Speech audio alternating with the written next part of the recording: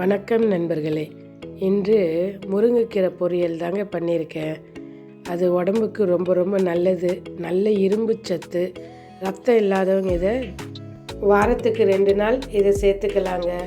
இந்த முருங்கைக்கீரையில் ரொம்ப கால்சியம் இருக்குங்க. நல்ல இரும்பு சத்து. நம்மளுக்கு மலச்சிக்கலையும் போக்கும், வயிற்று புண்ணையும் ஆற்றும். இந்த முருங்கைக்கீரையை நம்ம சாம்பார் வச்சும் சாப்பிடலாம், இல்லை சூப்பு மாதிரி ரெடி பண்ணியும் குடிக்கலாம். நல்ல சளி இரும்பலை போக்குங்க. ஜார் எடுத்துக்கோங்க. அதில் 3 காஞ்ச மிளகாய் சேர்த்துக்கோங்க. ஒரு 10 பல்லு பூண்டு சேர்த்து அதோட வேர்க்கடலையும் சேர்த்து பொடி பண்ணி வச்சுக்க வேண்டியதுதாங்க.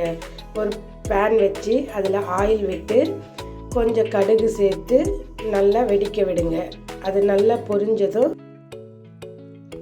1 டீஸ்பூன் கடலைப்பருப்பு ஊற வச்சது தாங்க நான் சேர்க்குறேன். அதோட கட் பண்ணி வச்சுருக்கிற ஆனியனையும் நான் சேர்த்துக்க போகிறேன். 2 காஞ்ச மிளகா, கொஞ்சம் கறிவேப்பிலை சேர்த்து நல்லா வதக்கி விடுங்க. இதை நல்லா வதங்கின பிறகு நம்ம அலசி வச்சுருக்குறோம் இல்லைங்களா முருங்கைக்கீரை, அதை நம்ம இப்போ சேர்க்க போகிறோம். சேர்த்து நம்ம அதையே தாங்க வதக்க போகிறோம்.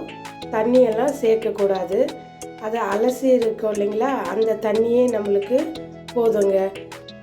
அதிலே நல்லா குக் ஆச்சுனாவே போதும். இது ஒரு 3-4 மினிட்ஸ்லேயே குக் ஆகிடுங்க. கொஞ்சம் கல் உப்பு சேர்த்துக்கங்க தேவையான அளவு. நல்லா வதக்கி விடுங்க. இப்போ அதுவே தண்ணி விடும் பாருங்கள். அந்த தண்ணியே நம்மளுக்கு போதும். அது நல்லா வதங்கி நல்லா வெந்து வருங்க. இல்லைன்னா ரொம்ப வதக்கிட்டிங்கன்னா ஒரு சிறு கசப்பு வந்துடும். நான் சொன்னேன் இல்லைங்களா, தண்ணி கொஞ்சம் விடணுன்ட்டு. அங்கே பாருங்கள், இந்த தண்ணியே அதில் நல்லா வதக்கி விடுங்க. 1/4 டீஸ்பூன் மஞ்சத்தூள் சேர்த்து அதையும் நல்லா வதக்கி விடுங்க. நம்ம பொடி பண்ணி வச்சோம் இல்லைங்களா வேர்க்கடலை, அதையும் அதோட மிக்ஸ் பண்ணி நல்லா மிக்ஸ் பண்ணுங்க. மிக்ஸ் பண்ணிவிட்டு நம்ம ஸ்டவ்வை ஆஃப் பண்ண வேண்டியதாங்க. ரெடிங்க முருங்கைக்கீரை பொரியல். இது வாரத்துக்கு 2 நாள் சமையலில் சேர்த்துக்கங்க. நம்ம உடம்புக்கு ரொம்ப ரொம்ப நல்லது. நல்ல மருத்துவ குணம் கொண்டதுங்க இது.